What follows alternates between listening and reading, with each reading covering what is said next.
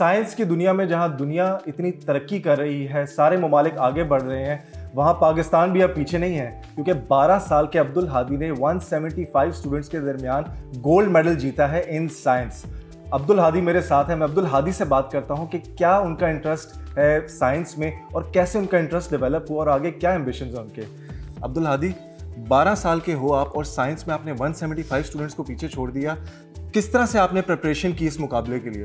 बिस्मिल्लाहिर्रहमानिर्रहीम। मैंने इस मुकाबले की प्रिपरेशन पहले इस तरह की कि पहले तो एक इसका टेस्ट का एक तो पार्ट होता है पाकिस्तान में, वहाँ पर जो बच्चे क्वालिफाई करते हैं वो फिर सिंगापुर जाते हैं। तो वो जो पार्ट था वो मैंने खुद अपनी मेहनत से पास किया है, अंदर वालिदैन का सपोर्ट था। उसके बाद जब हम सिंगापुर में जो टेस्ट हुआ है उसके लिए हमारे स्कूल ने भी मदद की है। स्कूल में टीचर्स थे, उन्होंने मदद की। पेरेंट्स की सपोर्ट था, पेरेंट्स का सपोर्ट था। और मेरी जो खाला हैं वो न्यूरो फिजिशियन है अल्हम्दुलिल्लाह, तो उन्होंने मदद की और इस तरह फिर हमने जाके वो टेस्ट वहाँ पे दिया। ज़बरदस्त। आपको शुरू से ही साइंस में इतना इंटरेस्ट था? मतलब साइंस तो इतना मुश्किल सब्जेक्ट है, काफ़ियों को बड़ा मुश्किल लगता है, मुझे तो बड़ा मुश्किल लगता था अपने बचपन में। आपका इंटरेस्ट बीच में कैसे डेवलप हुआ? जी, जब कोविड था, कोविड-19, तो जो मेरी आपी हैं, मैं उनकी मैट्रिक की मेरे पास बुक्स होती थी साइंस की, तो मेरे पास टाइम होता था तो मैं वो ज़रा खोलता था और उनको ज़रा देखता था, और मेरे पास अपनी भी बुक्स थी साइंस की, मैं वो भी पढ़ता था। इसी तरह साइंस का इंटरेस्ट डेवलप हुआ।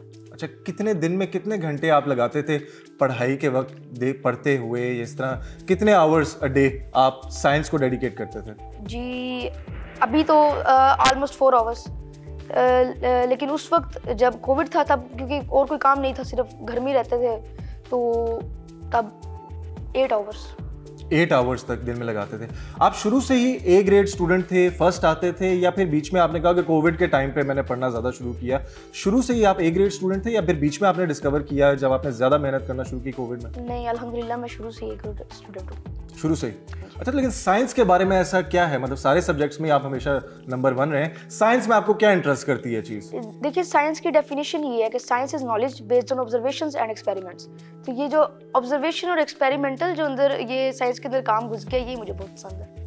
अच्छा, जब आपका कंपटीशन था 175 स्टूडेंट्स के बीच में जो डिफरेंट कंट्रीज से आए हुए हैं इंटरनेशनल प्लेटफॉर्म पे, आप नर्वस होते थे तो क्या, किस तरह से आप उसको हैंडल करते थे? मैं ये कहूँगा कि जब मैं उस टेस्ट की तैयारी करता हूँ उस वक्त मैं ज़्यादा नर्वस होता हूँ, जबकि जिस वक्त मैं टेस्ट दे रहा होता हूँ उस वक्त मुझे इतनी नर्वसनेस नहीं होती। अच्छा, हमारे यहाँ पे जब टेस्ट वगैरह होता है सारे कहते हैं दही शक्कर खा के जाओ, ये चीज़ें खा के जाओ, फर्स्ट आओगे, बादाम खाओ। आप भी इस तरह प्रिपरेशन करते थे?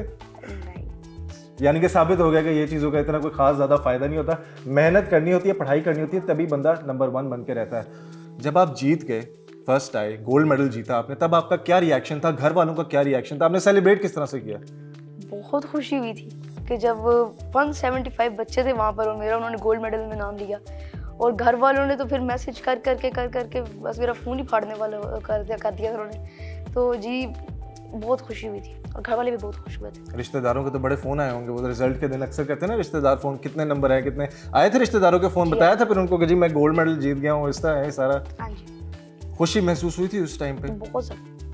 अच्छा, पढ़ाई पे आप इतना ज़्यादा टाइम लगाते हो, आप obviously because you are very interested in science, जब आपने चिल करना होता है, एंजॉय करना होता है, तो तब आप क्या स्पोर्ट्स वगैरह में भी इंटरेस्ट लेते हैं, स्पोर्ट्स के लिए जाते हैं, या फिर ऐसे एंजॉय करने के लिए क्या करते हो? जी, एंजॉय करने के लिए वैसे मैं नॉर्मली रीडिंग करता हूँ, लेकिन जब रीडिंग एंजॉय करने के लिए भी रीडिंग ही पढ़ते ही हो? वो हिस्ट्री की जो बुक्स होती हैं वो पढ़ता हूँ। ओके। वैसे अगर वो ना करना हो तो मैं फुटबॉल या क्रिकेट खेल लेता हूँ। फुटबॉल या क्रिकेट, मतलब उसमें स्पोर्ट्स वगैरह में भी आपका इंटरेस्ट अच्छा खासा है उसमें। कोई पढ़ते आप किसी स्पेसिफिक ऐसी कोई चीज़ है जो आपको बहुत पसंद हो, कोई ऐसी किताब या कुछ ऐसा? जी, मैं ज़्यादा वैसे पढ़ता हूँ कॉस्मोलॉजी, मतलब कॉस्मोलॉजी ज़्यादा पढ़ता हूँ, मुझे उसमें बहुत ज़्यादा इंटरेस्ट है। लेकिन वैसे ओवरऑल पढ़ना पड़ता है सारा, कंप्यूटर, मैथ सारा पढ़ना होता है, इंग्लिश भी पढ़ना होता है, जिसमें तेरा इंटरेस्ट नहीं है लेकिन पढ़ना होता है। अच्छा, यहाँ पर अब सारे जब भी कोई बच्चा लाइक हो जाता है ना, सारे कहते हैं यार डॉक्टर बने, इंजीनियर बने, या ऐसी कोई स्पेसिफिक फील्ड। आपके घर वाले क्या कहते हैं कि आपको कि क्या बनना है, और आपका दिल क्या करता है भाई कि मैं ज़िंदगी में आगे जाके क्या बनूँ? घर वाले तो डॉक्टर के पीछे ही पड़े हुए हैं कि डॉक्टर बनना, लेकिन मेरा दिल है कि अगर अल्लाह ने चाहा तो मैं कॉस्मोलॉजिस्ट बनूँ और फिजिसिस्ट भी बनूँ। ये दोनों मैं चाहता हूँ मैं इन दोनों में से कोई एक चीज़ बन जाऊँ। आपकी इंस्पिरेशन कौन है? कॉस्मोलॉजी या फिजिसिस्ट? आप चाहते हैं कि आप फिजिसिस्ट बने, तो इंस्पिरेशन होती है ना कि इंसान की, यार कि मैं बड़ा होकर ऐसा बनना चाहता हूँ, या I really look up to this person. कौन आइडियलाइज किसको करते हो आप? Albert Einstein. एल्बर्ट आइंस्टाइन को। एल्बर्ट आइंस्टाइन के बारे में क्या मतलब आपने उनका काम वगैरह स्टडी किया, चीज़ें वगैरह? यस।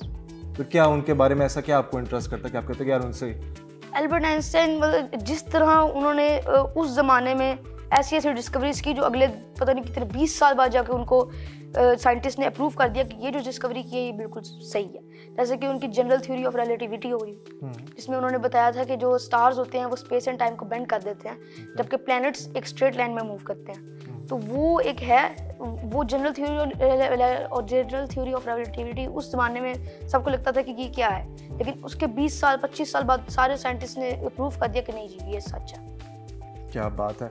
आपका जब टेस्ट हो रहा था सिंगापुर में, तो ये टेस्ट किस तरह से कैरी आउट होता था? मतलब क्या इसका प्रोसीजर होता था? क्या आपने बैठ के रिटन एग्जाम होता था, ओरल एग्जाम होता था, कोई एमसीक्यूज बेस्ड होते थे? किस तरह से वो एग्जाम किस तरह से कंडक्ट किया जाता था? जी पहले तो उन्होंने हमें एक वेबसाइट खोल के दी। जब हम यूनिवर्सिटी के अंदर एंटर हुए, हमारा टेस्ट जब स्टार्ट हुआ, उन्होंने हमें एक वेबसाइट खोल के दी। उसके अंदर उन्होंने हमें एमसीक्यूज दिए, पिक्चर्स दी, और उन्होंने हमें अंदर थोड़ा सा एक क्वेश्चन में कुछ ऑब्जर्वेशन के लिए उन्होंने हमें थोड़ी सी पैराग्राफ दिया, एक छोटा सा, और नीचे उन्होंने 4 ऑप्शंस दिए और कहा जो सही ऑप्शन है उसको टिक कर। इस तरह से सारा टेस्ट इसी तरह से कैरी आउट हुआ था। और आपका उस टेस्ट को करते हुए आपके बाद में क्या फीलिंग्स थी? वो अक्सर बंदा होता है ना, जब टेस्ट देखा था यार वो मैंने गलत कर दिया, ये वो सारा सा। जब आप बाहर आए थे टेस्ट देकर, तो वो यू सेटिस्फाइड कि यार मैंने बड़ा अच्छा किया है, मैं फर्स्ट आ सकता हूँ? Yes, I was satisfied। मतलब पहले से आपको पता था, कॉन्फिडेंट थे आपके चीज़ के? अच्छा, यूजुअली जब इस तरह का बहुत लाइक इंसान हो तो क्लास में बड़ी वाह होती है, दोस्तों के सामने सारे दोस्त कहते हैं यार एग्जाम होना, तुम मेरे साथ बैठो, तुम मेरे साथ बैठो।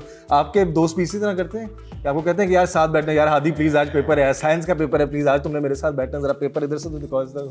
नहीं, दोस्त मेरे लाइक बच्चे इस तरह तो नहीं करते, लेकिन ठीक है, अच्छे हैं मेरे दोस्त, लेकिन इस तरह तो नहीं करते। अच्छा, चीटिंग वगैरह यानी बिल्कुल नहीं इस तरह करने के लिए कहते हैं। बहुत अच्छी बात है, यहाँ से लेसन मिल जाता है। आगे के लिए आपका क्या प्लान्स हैं फ्यूचर के लिए, कि आप अभी मजीद इस तरह के कॉम्पिटिशन में पार्टिसिपेट करना चाहते हैं? आपको होता है यार मैं एक और किसी इंटरनेशनल प्लेटफॉर्म पर जाके पाकिस्तान को रिप्रेजेंट करूँ, या अभी आपने सोचा कि नहीं मैं अपनी पढ़ाई जो अभी यहाँ पे चल रही है इसको ही कंटिन्यू करूँ? नहीं, अभी मैंने प्लान बना लिया। अभी ICASC हो गया, ICAMC इंशाल्लाह इस साल इंटरनेशनल कैंगरू मैथ्स कॉन्टेस्ट, उसमें इंशाल्लाह पार्टिसिपेट करूंगा। इस दफा हो सकता है उसमें भी चला जाऊंगा। उसमें भी साइंस बेस्ड ही है वो एक तरह से? मैथमेटिक्स है। मैथमेटिक्स, अच्छा मैथमेटिक्स में भी आप इंटरेस्टेड उस साइड पे भी हैं? साइंस मैथ्स वो वाली चीज़ सारी। अच्छा, शुरू में जब आप पढ़ते थे कोई ऐसी टेक्निक है जिसको फॉलो करते थे? यूजुअली हम लोग होता है ना, यहाँ पर रट्टा बेस्ड कॉन्सेप्ट बहुत ज़्यादा होता है। हम जब पढ़ना होता है, मैट्रिक के पेपर्स हो, किसी भी हो, हम सारे रट्टे वगैरह अक्सर लगाते रहते हैं। आप जब पढ़ते हैं तो किस तरह से आपका पढ़ने का कोई स्पेसिफिक पैटर्न होता है? रीड करते हो, लिखते हो, आप किस तरह मेमोराइज किस तरह से करते हो? जी मेमोराइज मैं असल में नहीं करता। मैं इस तरह करता हूँ कि जो स्कूल से होमवर्क मिला है, या जो स्कूल से जो भी आज स्कूल में काम हुआ है, उसको मैंने घर जाके एक दफ़ा देखना है, उसको मैंने अपने दिमाग में डाल लेना है कि ये इस तरह हुआ है, लेकिन रट्टा नहीं मारना, रट्टा गलत चीज़ है। मैं इस तरह करना है कि उसका एक पैटर्न बना देना है कि ये चीज़ इस चीज़ के ऊपर ये मतलब कि जैसे हमारी स्टोरी है द वुल्फ चिल्ड्रन, उसमें क्या है कि 2 बच्चियाँ हैं, वो वुल्फ के घर में होती हैं, तो वो वुल्फ ही बन जाती हैं। तो इस तरह उसको अपने मतलब उस स्टोरी को जो रीडिंग है, रीडिंग अगर आपको रीडिंग की समझ आ जाए तो आप उसमें से जो क्वेश्चन आपको हो जाए वो आप कर सकते हैं। अगर आपको एक चैप्टर की आपने रीडिंग कर ली, आपको उसकी समझ आ गई वर्ड टू वर्ड, तो उसमें आप उस चैप्टर में जो क्वेश्चन पूछना है आपको उसका आंसर आता हो। ओके, लेकिन रट्टा का कॉन्सेप्ट आपको लगता है वो बिल्कुल भी ठीक नहीं है? रट्टा जरा भी ठीक नहीं है। आपसे जब कोई एडवाइस मांगे कोई दोस्त या दोस्त के पेरेंट्स अगर कहें कि यार हमारा बच्चा भी हम चाहते हैं इसी तरह से फर्स्ट है चीज़ें, तो आप क्या एडवाइस दोस्तों वगैरह को देते हो कि यार जो कहते हैं कि यार हम भी चाहते हैं, हमें याद नहीं रहता, मेमोराइज नहीं कर सकते, उनको क्या एडवाइस पेश करते हैं? दोस्तों को यही एडवाइस देता हूँ कि ये जो स्कूल के साथ काम है, जो आप स्कूल में जो आप काम याद करते हैं, उसके साथ अगर आप कुछ और काम याद करेंगे ना, तो आपका जो आपका ब्रेन है वो अपने पोटेंशियल के बेस्ट भी होगा, मतलब उसका सारा पोटेंशियल बाहर आ जाएगा। अगर आप स्कूल के साथ साथ कुछ और काम भी याद करेंगे तो फिर जो स्कूल का काम होगा वो ज़्यादा नहीं लगेगा, और उसके साथ कुछ और भी याद करेंगे तो। ओके, आप कोई ऐसा कोई शख्सियत जिसका काम आपको बहुत ज़्यादा पसंद हो, जिसकी किताबें आप पढ़ते हो, जो फेवरेट किताब हो, जो आप पढ़ना पसंद करते हो, आपको बहुत हेल्प की हो जिस किताब ने, वो कोई ऐसी किताब है कि यार आप कहें कि यार ये मैं हमेशा पढ़ना चाहूँगा, इस ऑथर को पढ़ना चाहूँगा, ये चीज़ें मैं पढ़ना चाहूँगा, कोई ऐसी है जो आपकी फेवरेट हो?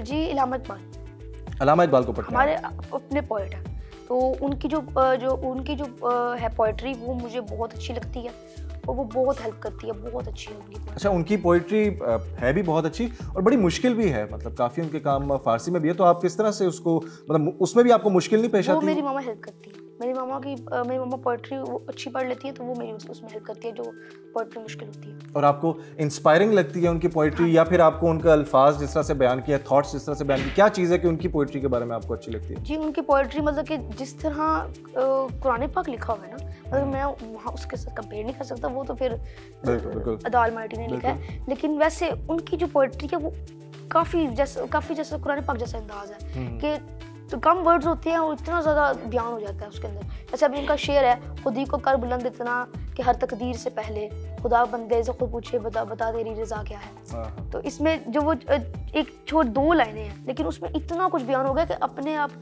इतनी मेहनत करो कि खुदा भी तुमसे पूछे कि किस तरह करना है काम, इतनी मेहनत करो। बिल्कुल, बड़ी इंस्पायरिंग बातें की है Abdul Hadi. We wish you all the best for your future. आप आगे भी जाएं, पाकिस्तान का नाम आप इसी तरह इंटरनेशनल प्लेटफॉर्म्स पे आप प्रमोट करते रहें, आप पाकिस्तान का नाम रोशन करते रहें और अपनी ज़िंदगी में भी आप कामयाब रहें। Thank you so very much. सुनिए आपने अब्दुल हादी की गुफ्तगू के किस तरह से इन्होंने मेहनत करके इंटरनेशनली अपने पेरेंट्स को प्राउड किया, अपने फैमिली को, अपने मुल्क का नाम रोशन किया है। तो आपसे हमें बहुत कुछ सीखने को मिला है, एंड आई होप जितने भी लोग देख रहे हैं वो भी इससे सीखेंगे, इंस्पायर होंगे और वो भी अपनी ज़िंदगी में ऐसे ही मेहनत करेंगे जिस तरह आप मेहनत कर रहे हैं। Thank you so very much.